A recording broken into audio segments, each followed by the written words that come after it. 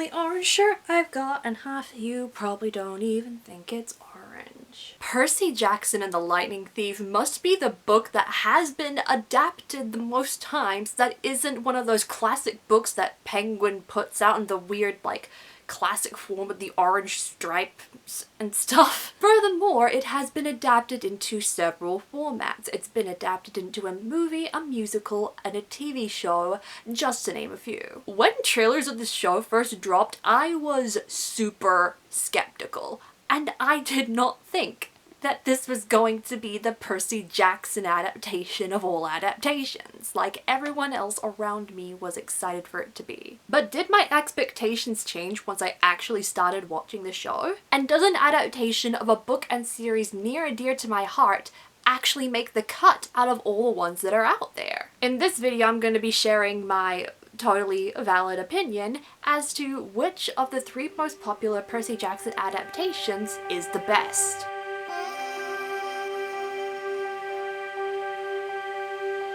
What am I looking for in these adaptations to categorize them as being better than one another? Plot consistency. I don't care if they're able to recite what happens in the book word from word, but the general plot you should be able to follow along with and match up the stories equivocally. Characters. Are the characters being portrayed right? Or do they just become some caricature of their most obvious traits, the traits that stand out to people the most? And lastly, tone. Is the adaptation able to masterfully balance comedy and seriousness the way that the series does? Without further ado, let's dive into the movie, the first of these adaptations, and the one that is the most famous for reasons I'm sure you understand. Percy Jackson and the Lightning Thief, the movie, was directed by Christopher Columbus and released to the public eye in 2010. What has come to light since the release of this movie was that Rick Riordan was on the outside of the development of this project for a lot of the time. He was basically only there to receive the rights and kind of look over the script. And when content like the script was sent to him, he voiced his disdain over how inaccurate and rewritten it was because Columbus and other people within the Percy Jackson team didn't think Percy Jackson would be to market, and they reworked it to become to market in the age of Harry Potter becoming in the more teenage area and series like Twilight and The Hunger Games also being at their peak. There was a whole lot of weird decisions that were made for this movie, but we're going to be dissecting how faithful I think the adaptation is, starting with characters. Of the Golden Trio, Percy, played by Logan Lerman, felt the closest to their original archetype. This was in spite of all the characters being aged up like 5 years and becoming teenagers and stuff. A lot of it still feels far off, but I feel like it's more so the writing and directing that's at fault than the actual actor Logan Lerman and how he managed to understand the core of Percy in spite of this. It felt somewhat accurate to if Percy found out he was a demigod at 16 rather than 14, or no, it was 12. 12. Look at the movies and all these adaptations already messing up my perceptions of this stuff. Then there's Grover, who took on one of my least favorite tropes, the comedic side character. Let me tell you why I hate it so much. Think of your group of friends. You're all funny. You all crack jokes at each other. You all bounce off that same kind of energy and you end up laughing together. It's not just one person in your friend group who is funny and you're always laughing at him or with him. Everybody else contributes to it. Hollywood doesn't seem to get that or understand that. Humor should be passed around like a hot potato where everyone gets a chance to touch it and then make everybody laugh. This is why I hate this trope, and I don't understand why others aren't able to get it unless it's James Gunn. Found family stories seem to be the only place where this works. Everybody is funny. But in the Percy Jackson movie, Percy isn't funny. Annabeth isn't funny, it's just Grover. Why is it just Grover? Speaking of Annabeth, she was done so dirty. She adds nothing to the movie once she joins the quest with Percy. They decided to replace Clarice with her in the capture the flag scene, and we're able to get some parts of her out then, but it's not the actual Annabeth? And then for the rest of the movie, she's nothing. She basically becomes a sexy lamb, which is so weird because she claims to be super competent, but she ends up having to get rescued at Auntie M's, and Percy's always the one who's pulling the gang out of situations, and not everybody taking their turn to pull people out of situations. Yeah, her character, butchered. As we move on to the rest of the characters, a majority of them are missing. We don't have Mr. D, or Clarice, or the zebra that takes them to the Lotus Casino. And for those characters that do show up, their performances are mid, tropey, or weird. Overly sexualized Medusa played by Uma Thurman. Yes, I know that Clarice does turn up in the Sea of Monsters movie, but we're not talking about that. Let's move on from the characters and talk about plot and tone. The tone for this was interesting because of how gritty and mature that they wanted to make things to be able to age up the story. But somehow the whimsy and bizarreness was still there, especially in the Lotus Casino scene. That was I can't get the copyright, so a I'm moment? just gonna sing this song like The plot was something else that was also very butchered. They decided to chop up bits and pieces from The Lightning Thief, other books, and Columbus's imagination, or whoever the writer was, to make improvements on this movie to the point where it doesn't look recognizable anymore. The quest turns from a travel across the country to get to a destination and facing obstacles to a MacGuffin quest that takes them to really weird places across the country and doesn't make sense when the destination lines up. This movie was my first dive into Percy Jackson, and it came out at the prime time for me to get into the series. I was of course not reading it when it first came out because I was working on a different book series, and everybody in my class was telling me that I should read it, but I refused to until I finished reading Series of Unfortunate Events, and it was well after the movie went out that I actually started Percy Jackson. But we watched it in class because, you know, we were full of Percy Jackson fans when I wasn't one yet. At the time, I didn't mind it, but after reading the books, I discovered how inaccurate it was and that I preferred the books. By a landslide? It wasn't a faithful adaptation, we'll just say that. You know it, I know it, I'm just basically telling stuff you already have heard and want to hear again and again. You want that validation, don't you? Now we move on to The Lightning Thief, the Percy Jackson musical. This is the least known adaptations of The Lightning Thief. This musical was originally written by Robert Kiki and Joe Trax and was shown in an off-Broadway preview in 2014 for the first time.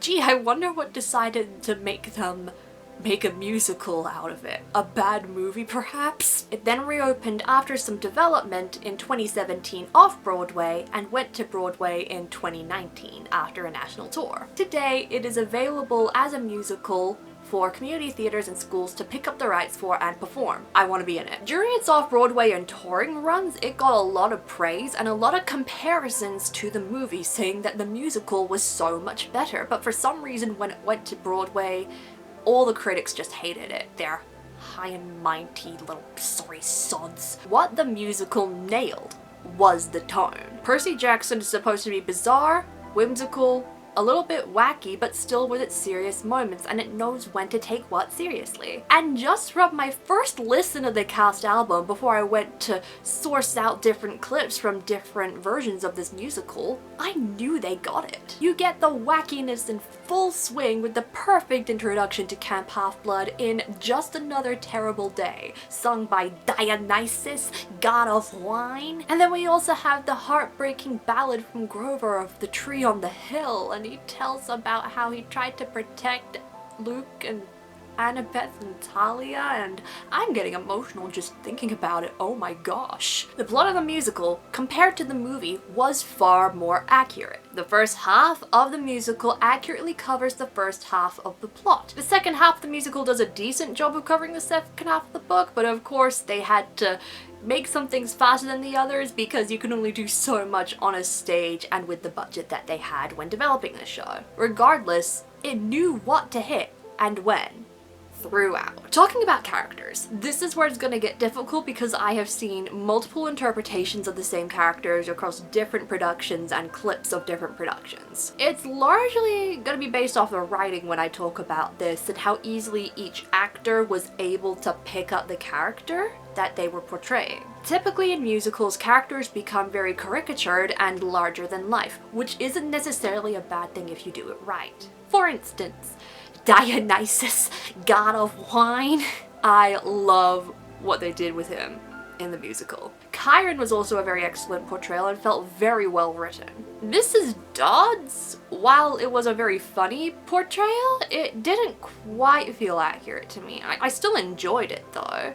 And a bunch of the other side characters were happily passable. But now we move on to the key cast, the Golden Trio. Every depiction I have seen of Percy has felt great. The various details present in his character and his self-monologues and his songs very accurately represent how the style of Rick Riordan's books is. It brings out his sassiness, his bewilderment at this half-American, half-ancient Greek world, and of course his heart and loyalty. Annabeth's portrayal, nice, but not quite there for me. I think it's because of the many different directions that the actresses have taken with this character. The original production depicts Annabeth as bossy, a little serious, and wanting to prove herself, whereas there were a couple of high school productions that I saw clips of Annabeth where she was a bitch, when she was more like Clarice than the actual girl they cast to play Clarice. Like, what? Grover was a character in the musical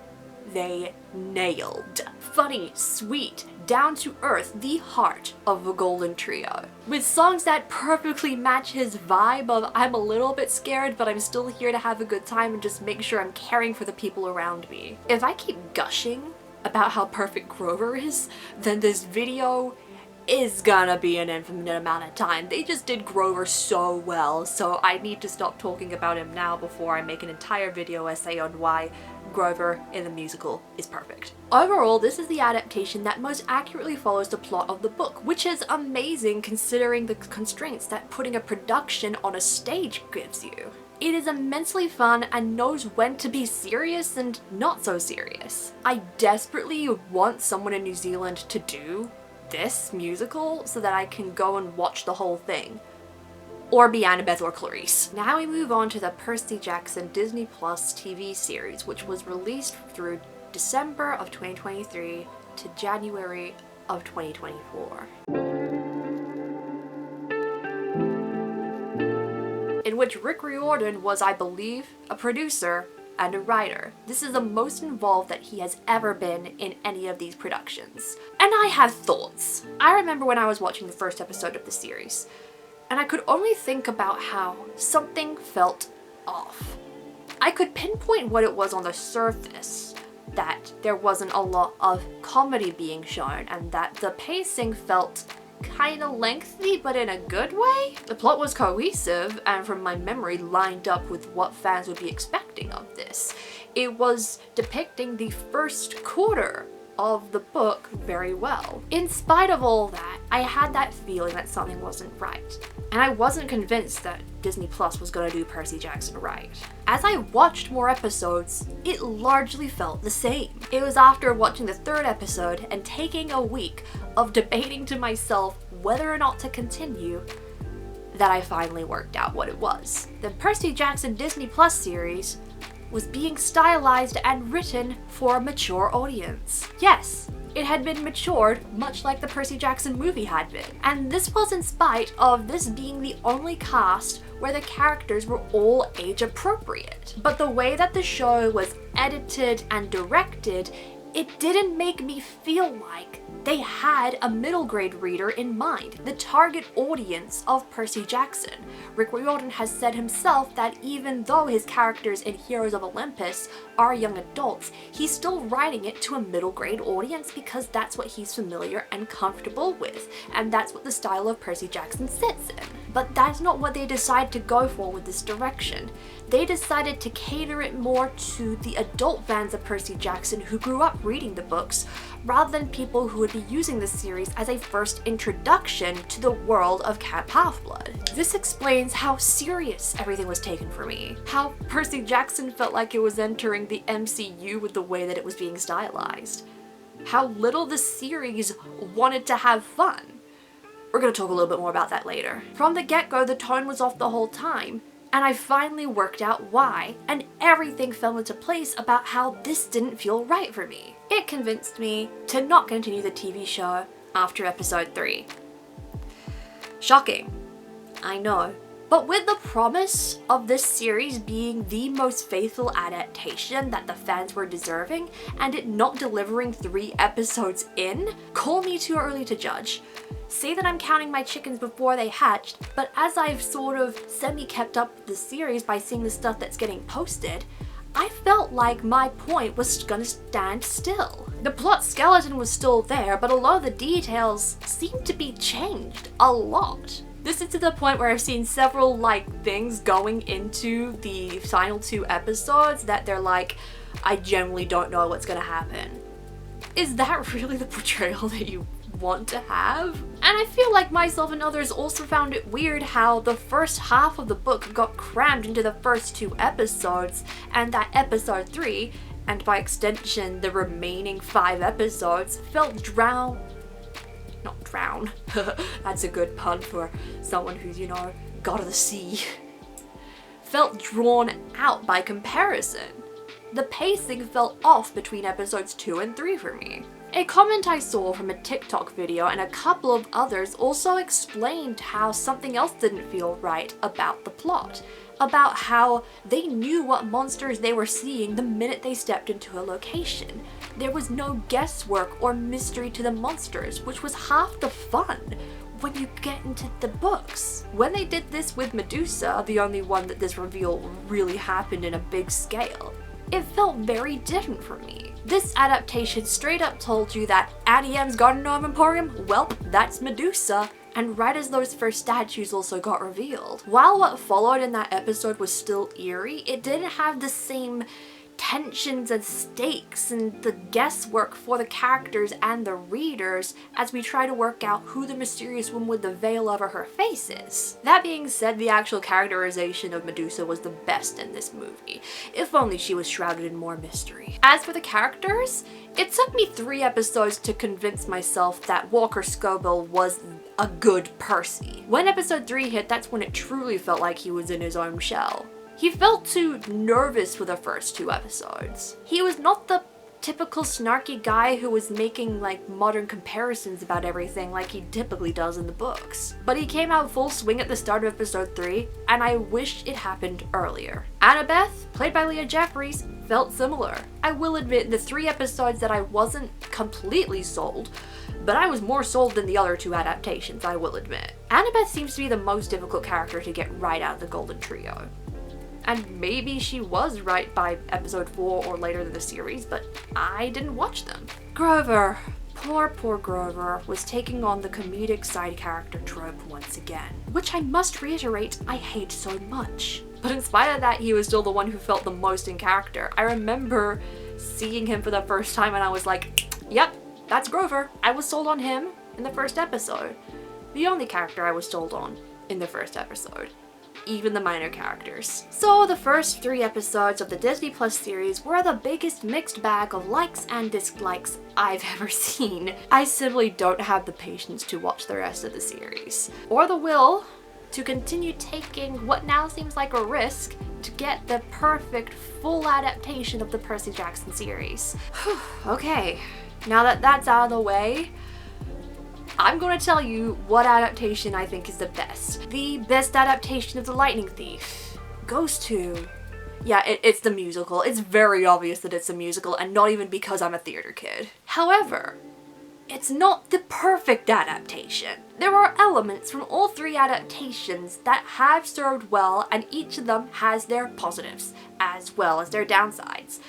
And I think combining those 3 together, there is a 4th version of an adaptation that we haven't seen Percy Jackson in that I think would fare off better.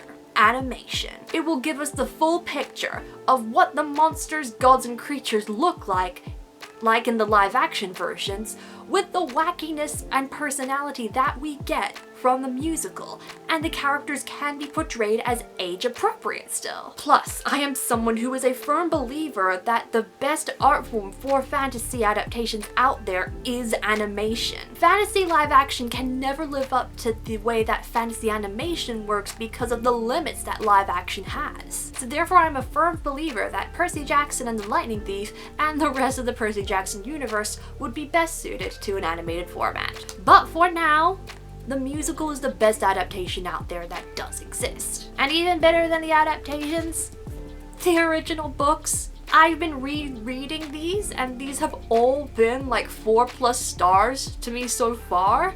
I love getting back into them, and I'm gonna be continuing my rereads of Percy Jackson and Heroes of Olympus. I'm not sure how badly I want to dive into the rest of Riordan's works. We shall see. Maybe I'll rent some stuff from the library to see. So yeah, scour your community theaters and your high school theaters to find a production of The Lightning Thief, the musical, to go and see. Or just buy Rick's books. For those of you who have seen the full Percy Jackson series, because you are able to commit to that kind of stuff better than me, do my predictions and my thoughts match up with yours or to what actually happens in the series? Please let me know down in the comments, and also if there's a version of Percy Jackson out there that I may have missed. I know that there's graphic novels out there, but I have not touched the graphic novels yet. Thank you guys for watching this video. Be sure to do all the good things, the liking, the subscribing, and if you're looking for a Percy Jackson stylized book, my own novel has been heavily inspired by Percy Jackson.